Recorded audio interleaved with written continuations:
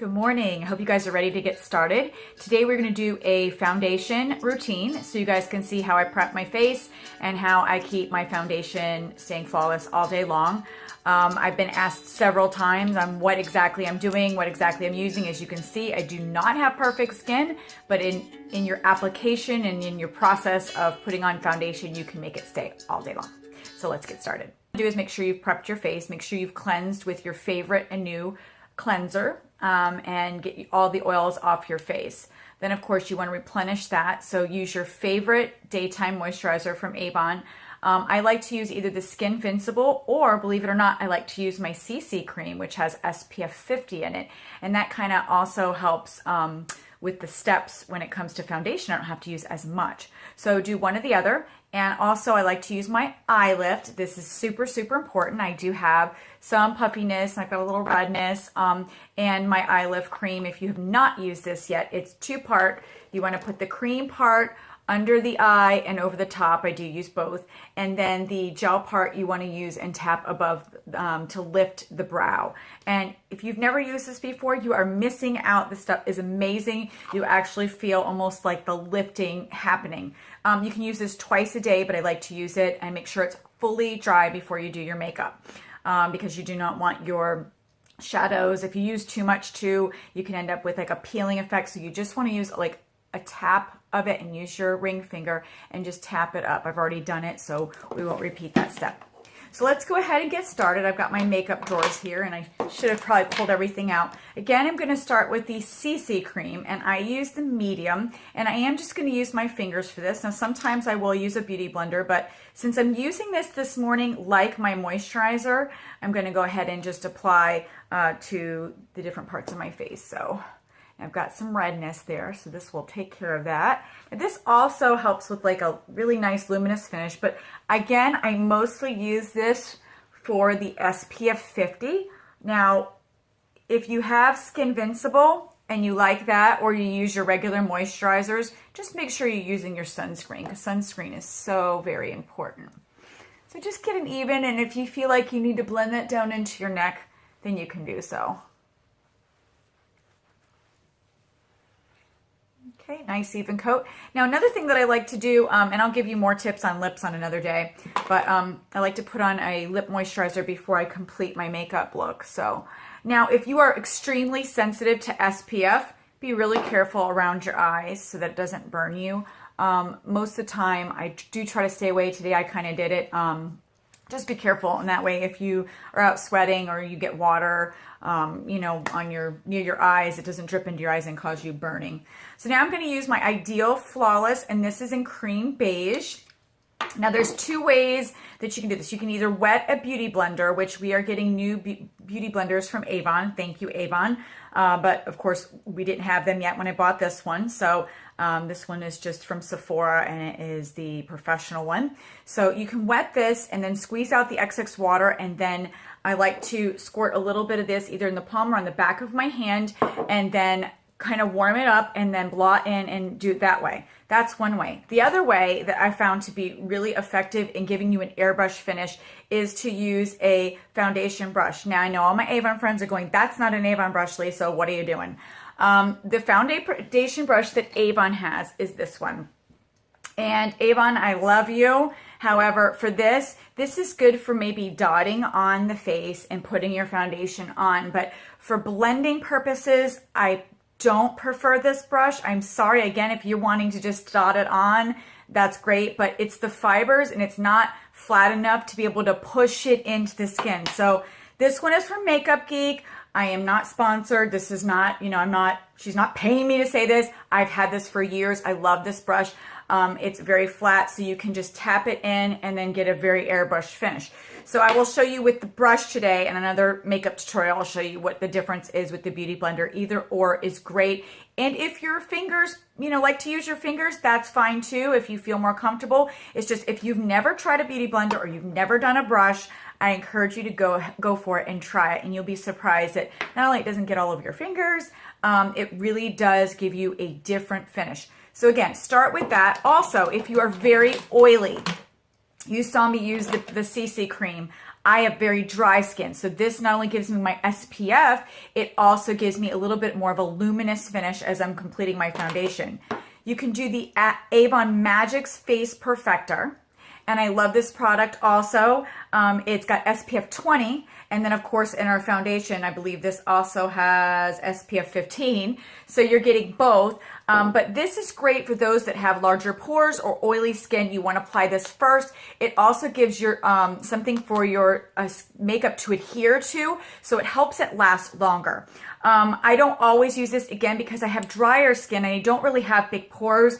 I prefer to just use my BB cream and then I use this and then I can always set it with powder. So we're going to go ahead and get started. So again, squirt a little bit on the back of your hand. You don't need a lot and you can always build upon your foundation. If you start out with way too much, you're going to have a cakey look and it's going to look like you're wearing foundation. So you want it to look as natural as possible. You want to make sure that it's blending into the neck. Of course, we're always whiter under here. The sun doesn't touch there. So I'm going to tap it in and you want to warm it up on the back of your hand. So I'm going to tap that in and get that going. And we're just going to start on one side so you can see the difference. So, and I like to go over my lid. And that is entirely up to you because you can always use our primer. And with that, I do use Mark's Please Hold on that, and that is their primer. So I just want you to see just that. Okay, I only did half the face. And you can already see that freckles, redness, under our eye circles already are disappearing. You see the difference? I have some breakouts going on here. Yeah, I'm being very bold here. Okay, and my foundation is more in the yellow tones, the cream beige. For me, just seems to match really well. Okay, so there's the difference. Let's go ahead and match it up on the other side. Again, just a couple squirts. You don't need a lot. If you're using this, again, or the Beauty Blender, tap it in. Okay, and I like to start center of the face and work your way out. Usually that's where most of us are red as well, is around the nose, around the eyes. And you just tap it in. And I'm going to use my little mirror here because trying to look into the camera, I can't see if it's blending well. So, and just buff it in, and that pushes it right into the pores and can give you that airbrush look. Now, if you get it on your brows, which I'm known to do, just go ahead and take a paper towel or something softer for your skin, like a rag, and just wipe off your brows. So I'm just going to use paper towel because it is just for my brows, and I'm going to get off the excess that might have gotten on the brows themselves because we're okay. You can see already that from when I should do before and after shot so you guys can see. So this is after with just foundation. We haven't even done concealer yet.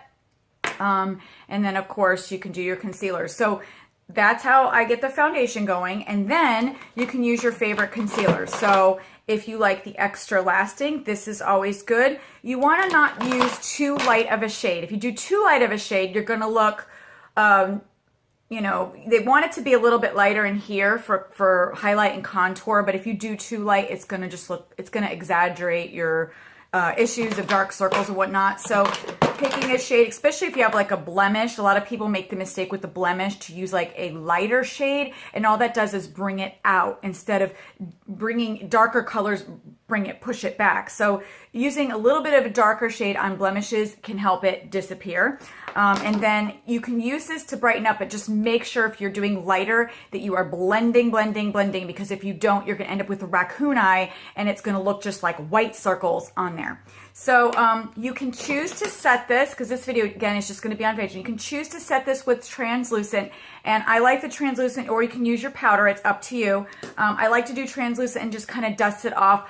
I also recommend that if you are getting older, such as myself, and you're starting to have fine lines and wrinkles, not to go crazy with powder, because all it's going to do is settle into the fine lines and wrinkles and make it look worse. So I don't particularly use a lot of powder. Again, I'm not oily. If you are oily, then you definitely need to use your Magics, and you need to go ahead and do your foundation and then apply light powder. And when you do your powder, stay away from the eye area.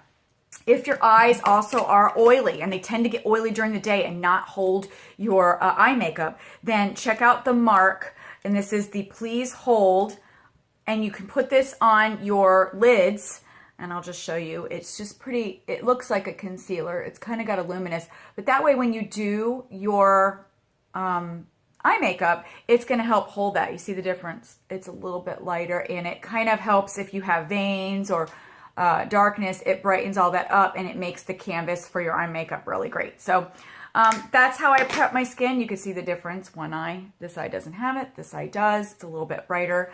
And then, like I said, if you are going to do your concealers, you can do your concealers. Now, another thing about concealer is that sometimes it's good to do your eye makeup actually before doing all the foundation. That is entirely up to you, and that way you can clean up, especially if you're doing a darker look where you might have some fallout, then it's kind of good to do that. But if you did your foundation first and you find that after you do your eye makeup that you have some fallout, really simple to fix, guys. It's just makeup. It's supposed to be fun.